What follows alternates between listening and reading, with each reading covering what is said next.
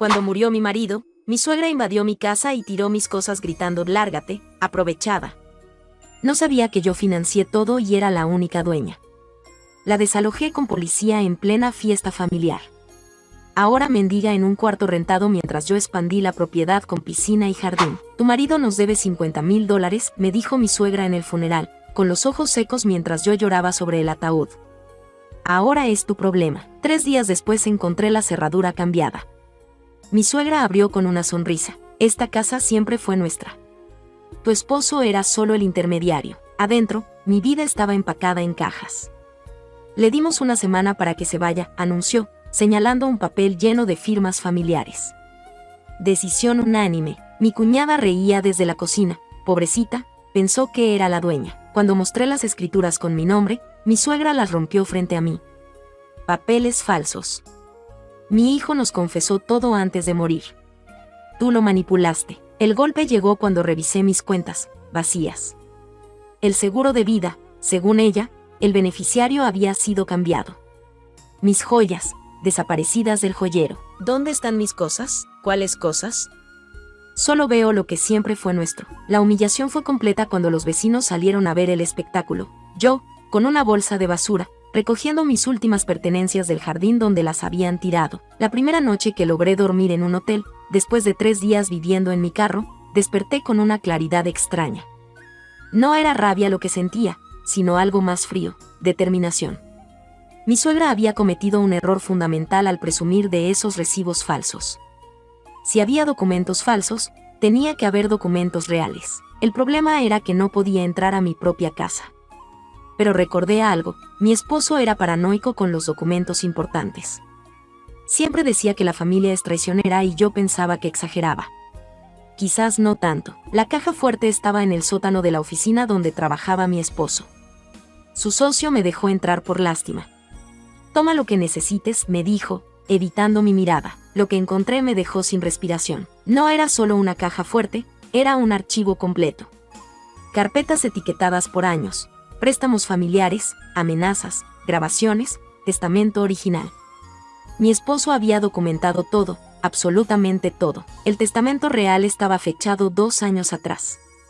Lo leí 3 veces para asegurarme. Desheredó a su madre y hermanos por extorsión sistemática y abuso financiero. Dejo todo a mi esposa. Firmado, notariado, con testigos. El que mi suegra había mostrado era una falsificación burda. Junto a él, la póliza de seguro de vida original, donde yo figuraba como única beneficiaria, intacta. El supuesto cambio que mi suegra había mencionado era otra de sus mentiras o, peor aún, una falsificación que ahora tendría que probar. Pero eso no era lo peor. Las grabaciones de audio me partieron el alma. Mi esposo había grabado durante meses las conversaciones con su familia. En una, mi suegra le gritaba, si no nos das otros 20,000, le contamos a tu esposa cómo gastaste el dinero de la casa en cariñosas. Mentira total, pero efectiva.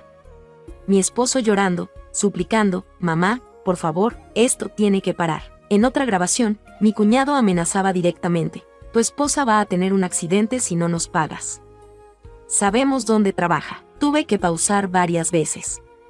Mi esposo había vivido en el infierno para protegerme, y yo ni siquiera lo sabía. El historial médico fue el golpe final. Mi esposo tenía diabetes controlada, pero en sus últimas semanas los niveles de azúcar se dispararon sin explicación. El doctor estaba confundido porque él seguía su dieta religiosamente.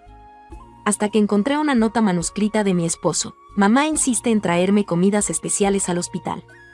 Me siento peor después de comerlas. No podía probarlo legalmente, pero las fechas coincidían perfectamente. En una carpeta marcada plan de emergencia encontré instrucciones detalladas escritas para mí, nombres de abogados, números de cuentas bancarias que su familia desconocía, contactos de un investigador privado que ya había contratado, y una carta que comenzaba, si estás leyendo esto, significa que mi familia finalmente me mató y ahora van por ti. El investigador privado, un tipo llamado Martínez, ya tenía un expediente completo. Mi esposo le había pagado 6 meses por adelantado para que me protegiera si algo le pasaba. Su esposo sabía que esto iba a pasar, me dijo Martínez mostrándome fotografías de mi suegra entrando a casas de empeño con joyas que reconocí de otros familiares. Su familia ha estado robando a todos los hijos durante décadas. Habían orquestado el mismo esquema con otros hermanos, préstamos falsos, documentos falsificados, intimidación. Solo que esta vez, mi esposo había preparado una trampa. Las cuentas offshore contenían $180,000 que mi esposo había estado moviendo lentamente durante 2 años. Para cuando ellos vengan por todo, ya no queda nada que robar, decía en una nota. El dinero estaba a nombre de una corporación que solo yo podía acceder. Los videos fueron lo más devastador. Mi esposo hablándole directamente a la cámara, documentando cada amenaza, cada extorsión, cada mentira. En el último, grabado una semana antes de su muerte, decía: si algo me pasa, no fue natural. Mi madre me está envenenando lentamente y ya no puedo fingir que no lo sé. Pero lo más inteligente de todo, había mandado copias de todo a 3 abogados diferentes con instrucciones de entregarlas a las autoridades si él moría en circunstancias sospechosas. Mientras mi suegra celebraba su victoria en mi casa, yo estaba construyendo meticulosamente el caso que mi esposo había preparado. Cada día que pasaba sin que yo reaccionara, más confiada se volvía. Más descuidada. Según el investigador, ya había empezado a vender mis cosas y a contarle a todo el mundo cómo me había sacado de su casa. Error tras error. El plan era simple pero brutal: dejar que se hundiera completamente en sus propias mentiras, recopilar evidencia de cada crimen que cometiera en mi propiedad, y después enterrarla legalmente con todo el peso de la ley. Su esposo lo planeó todo, me dijo Martínez. Solo tenemos que esperar a que ella se cuelgue sola. Mientras tanto, me mudé a un departamento pequeño, viví de mis ahorros personales, y observé cada visita a mi casa, cada mueble vendido, cada mentira que contaba. Todo estaba siendo documentado. 3 meses después, tenía suficiente evidencia para destruir no solo a mi suegra, sino a toda su red familiar de extorsión. Era hora de honrar la memoria de mi esposo. La primera llamada la hice desde el estacionamiento del hotel donde había pasado 3 meses. Tenía el teléfono en una mano y la carpeta con todas las pruebas en la otra. Mi voz temblaba ligeramente cuando marqué el número de la firma legal más prestigiosa de la ciudad. Buenos días, necesito hablar con alguien especializado en crimen familiar y homicidio culposo. La recepcionista hizo una pausa. ¿Puedo preguntarle la naturaleza del caso? Mi esposo fue envenenado por su madre para robarme mi casa. Tengo pruebas. 40 minutos después estaba sentada frente a 3 abogados en una sala de conferencias que costaba más por hora que mi salario mensual. Cuando terminé de mostrarles las grabaciones, los documentos y los análisis médicos, el socio principal se quitó los lentes. Señora, esto no es solo un caso de sucesión. Es una conspiración criminal que involucra homicidio culposo, extorsión sistemática y fraude. Vamos a destruirlos. La primera orden de desalojo llegó 48 horas después. Según Martínez, mi suegra planeaba una gran fiesta de inauguración ese fin de semana para consolidar su victoria y celebrar con toda la familia en la casa que creía suya. Cuando los oficiales tocaron la puerta de mi casa el viernes por la tarde, interrumpiendo los preparativos y con algunos parientes ya llegando para la celebración anticipada, mi suegra les gritó desde la ventana: Esta casa es mía. Mi nuera es una loca. Señora, tiene 24 horas para desalojar la propiedad o será arrestada por invasión, le respondió el oficial, mostrándole los papeles. Esa noche recibí mi primera amenaza de muerte. Un mensaje de texto desde un número desconocido: si no retiras la demanda, te vamos a quebrar como a una gallina. Tu esposo era un pendejo y tú también. Al día siguiente presentamos formalmente los cargos criminales. Homicidio culposo en 2º grado contra mi suegra. Conspiración criminal contra mis cuñados. Fraude agravado contra toda la familia. El fiscal tomó el caso inmediatamente cuando vio las grabaciones y la evidencia de la falsificación del seguro de vida. Es uno de los casos más sólidos que he visto en años, me dijo. Su esposo básicamente resolvió su propio asesinato antes de morir, pero la familia no se iba a rendir fácilmente. El primer intento de intimidación llegó cuando salía del supermercado. Mi cuñado mayor me siguió hasta el estacionamiento y me acorraló contra mi carro. Retira todo o te vamos a hacer pedazos, perra aprovechada. Por suerte había empezado a grabar todas mis salidas con mi teléfono. Cuando mostré el video a la policía, le pusieron una orden de restricción inmediatamente. 3 días después, alguien intentó hackear mi correo electrónico y las cuentas del investigador privado. Los intentos venían desde una IP que rastreamos hasta la casa de mi cuñada. Demasiado estúpidos para usar una VPN. Su familia está desesperada, me explicó Martínez. Están tratando de borrar pruebas digitales, pero ya todo está respaldado en múltiples servidores. Solo se están incriminando más. La verdadera escalada comenzó cuando otros familiares empezaron a aparecer. Primero fue la esposa de mi cuñado fallecido, el hermano que había muerto de un ataque cardíaco 2 años antes. Resultó que tenía solo 34 años y estaba perfectamente sano. Tu suegra me robó la casa de mi esposo exactamente igual, me dijo llorando. Pero yo no tenía pruebas. Pensé que estaba loca. Después llegó la hija de otro hermano, una prima que había perdido su herencia cuando su padre murió súbitamente tras una cena familiar. Luego un sobrino cuyo abuelo había cambiado el testamento justo antes de morir de complicaciones digestivas. En total, encontramos 7 muertes sospechosas en la familia durante los últimos 10 años. Todas con el mismo patrón: enfermedad súbita, testamento cambiado, mi suegra heredando o controlando los bienes. Su suegra no es solo una estafadora, me dijo el fiscal cuando le mostramos toda la evidencia. Es una asesina serial. El FBI se involucró oficialmente cuando descubrimos que había estado moviendo dinero a través de líneas estatales usando identidades falsas de familiares muertos. Fraude postal, evasión fiscal, asesinato múltiple, ya no era un caso local, pero la familia aún tenía unas bajo la manga. La madrugada del miércoles, mi hotel se llenó de humo. Las alarmas sonaron a las 3 de la mañana. Cuando los bomberos llegaron, encontraron evidencia de acelerante en el pasillo cerca de mi habitación. Alguien intentó quemarla viva, me dijo el investigador de incendios. Si no hubiera sido por los rociadores automáticos. Las cámaras de seguridad del hotel mostraron a mi cuñado menor entrando al edificio con una lata de gasolina. El muy idiota ni siquiera se cubrió la cara. Ya no es solo intimidación, me dijo mi abogado. Es intento de asesinato. Vamos a pedir que los detengan sin fianza. La prensa se enteró del caso cuando arrestaron a mi cuñado por el intento de incendio. Familia asesina intenta quemar a víctima de estafa, fue el titular del periódico local. Para el viernes, CNN había recogido la historia. Mi teléfono no paraba de sonar. Productores de programas de televisión, periodistas, hasta un tipo de Netflix queriendo comprar los derechos de la historia. Esto se volvió viral, me dijo Martínez. Su suegra ya no puede esconderse. El último recurso de mi suegra fue patético pero predecible. Cuando llegó la orden de arresto, sus abogados alegaron que sufría de demencia senil y no podía ser juzgada. Mi cliente no recuerda los eventos en cuestión debido a su deterioro cognitivo, declaró su defensor público en una conferencia de prensa. El problema es que teníamos grabaciones de ella hablando perfectamente lúcida, organizando la venta de mis muebles y planeando aquella fiesta en mi jardín, todo menos de una semana antes. La evaluación psiquiátrica ordenada por el juez fue devastadora para su defensa. La acusada demuestra memoria perfecta para eventos recientes y pasados. Sus respuestas son coherentes, calculadas y demuestran plena conciencia de sus acciones, decía el reporte. Cuando el psiquiatra forense le preguntó sobre los supuestos problemas de memoria, mi suegra cometió su error final: ¿cómo voy a tener demencia? Tengo mejor memoria que la mitad de los pendejos de aquí. Todo quedó grabado. Para entonces, mi equipo legal había crecido a 6 abogados especializados en diferentes áreas.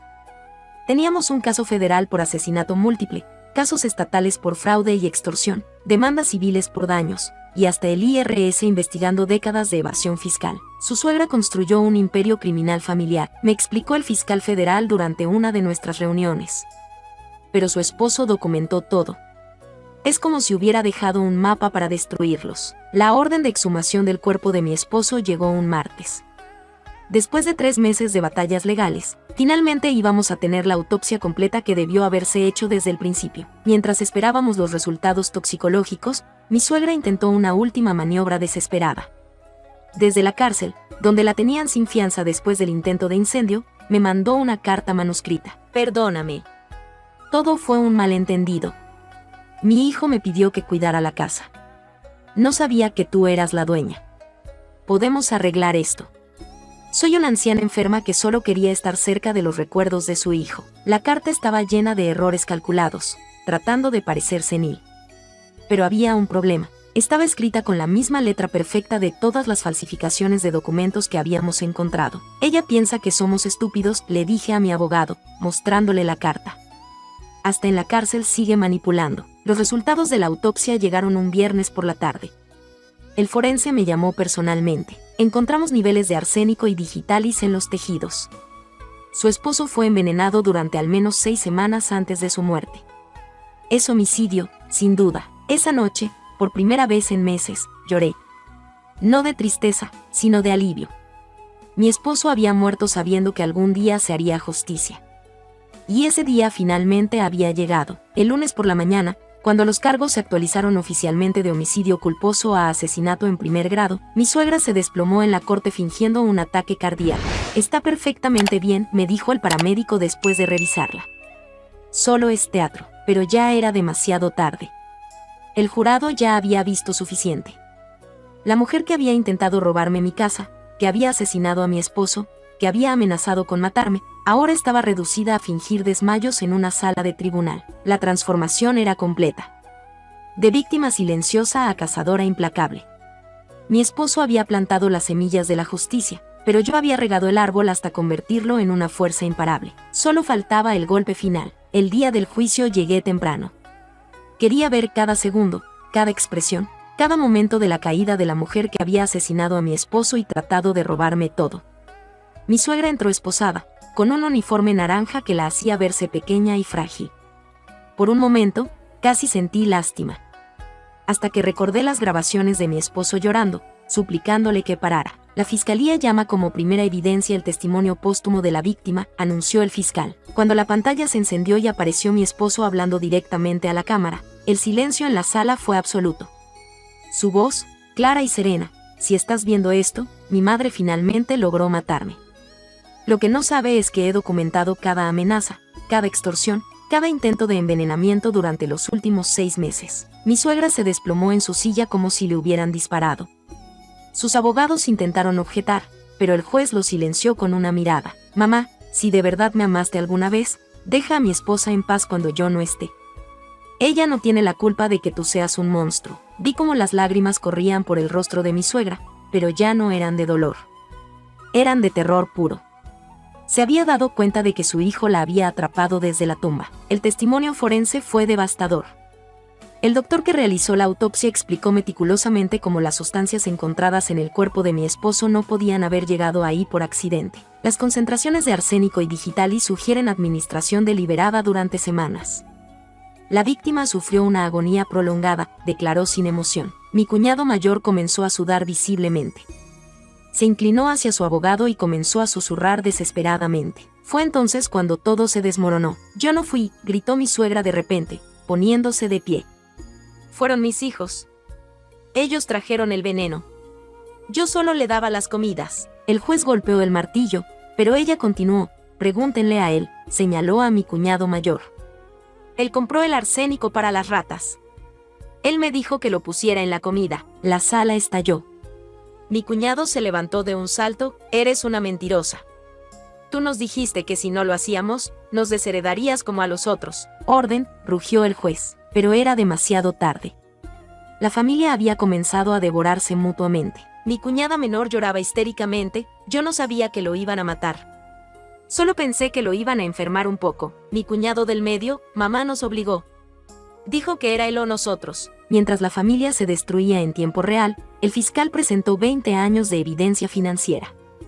Cuentas bancarias falsas, documentos forjados, seguros de vida cobrados fraudulentamente de familiares súbitamente fallecidos. La acusada ha robado sistemáticamente a 7 familiares durante 2 décadas, acumulando más de $800,000, declaró, mostrando gráficos que revelaban el alcance de los crímenes. El testimonio de la empleada doméstica que había trabajado para la familia durante 10 años fue el golpe final.